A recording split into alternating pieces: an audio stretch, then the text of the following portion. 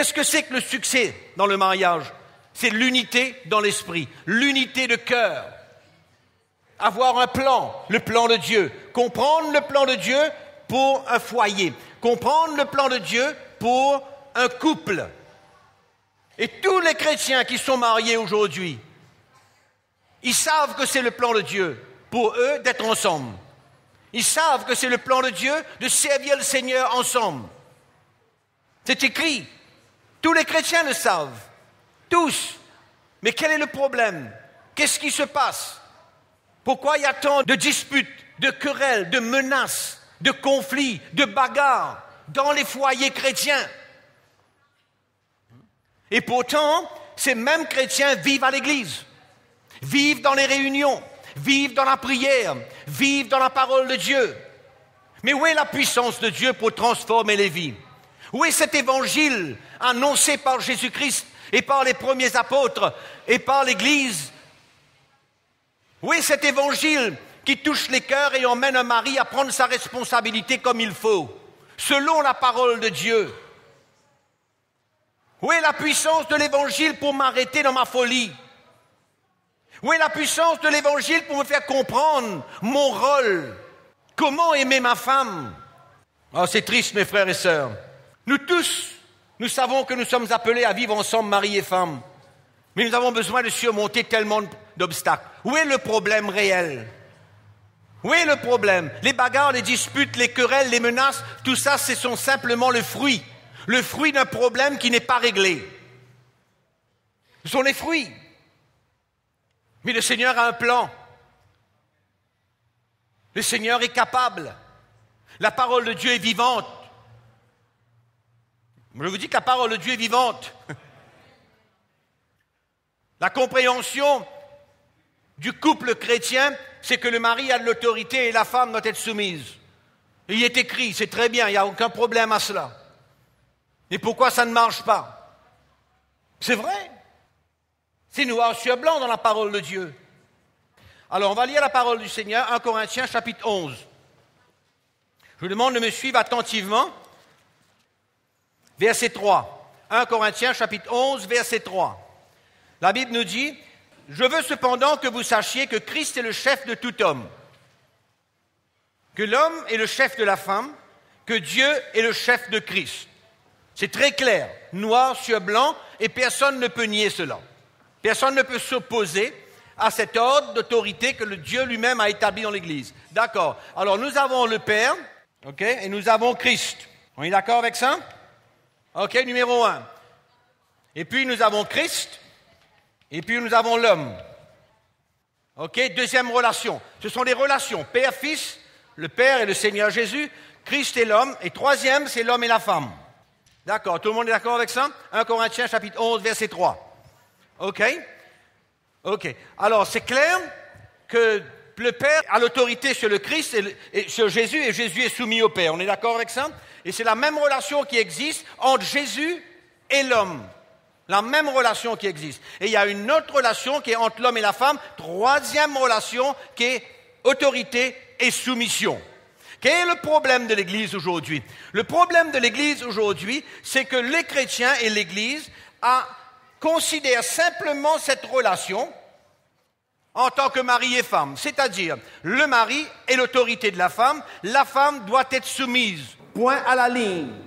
Mais on ne peut pas considérer cette relation homme et femme, mari et femme, si on ne considère pas aussi la relation de Christ et homme. Il n'y a pas de possibilité de séparer les deux. Si vous remarquez que l'homme est le point commun entre ces deux relations, qui suit? Vous êtes d'accord avec moi? Christ et l'homme et la femme. Dans les deux relations, l'homme est le point commun. Clair? Donc, on ne peut certainement pas, en tant que mari et femme chrétiens, simplement considérer que l'homme est l'autorité de la femme et que la femme doit être soumise, sans considérer que ce même mari qui a l'autorité sur sa femme a premièrement besoin d'être soumis à Christ. Premièrement, il a besoin d'être soumis à Christ. Absolument.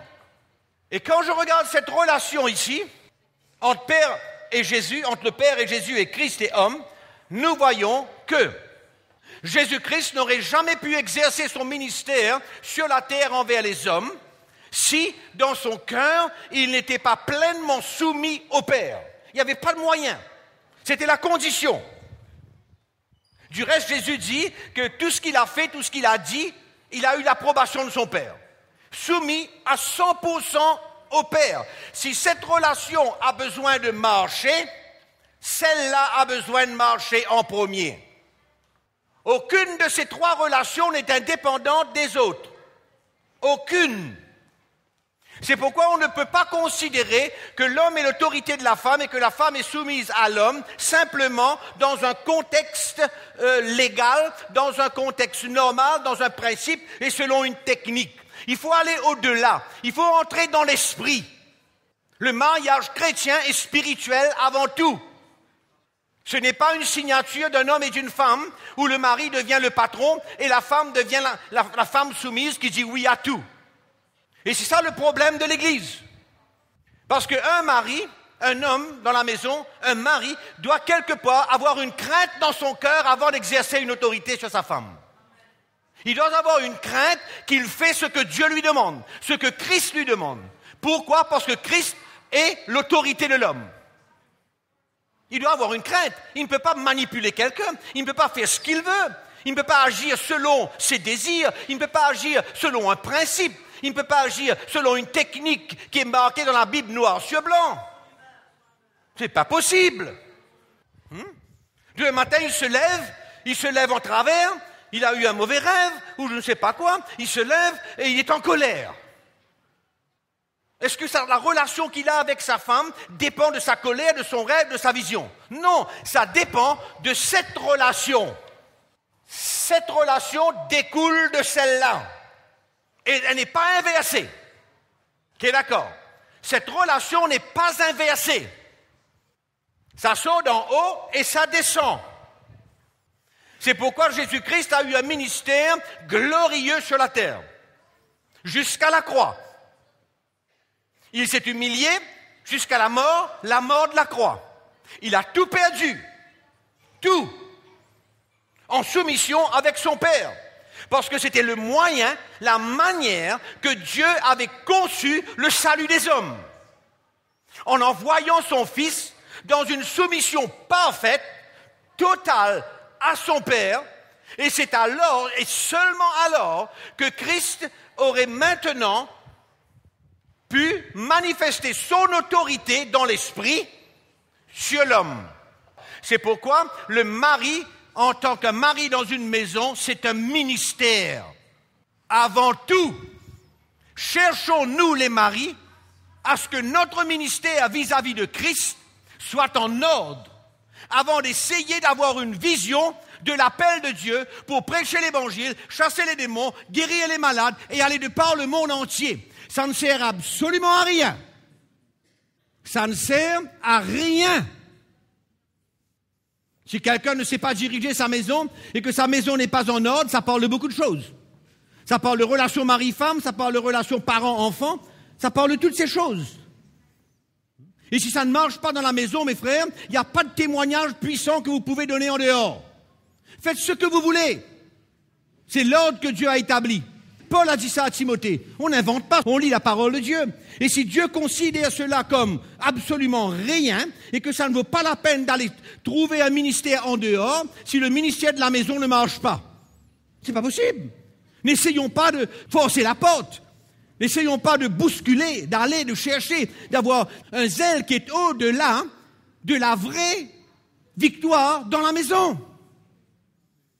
Et moi, je vous dis, mes frères et sœurs, quand j'ai compris cette chose,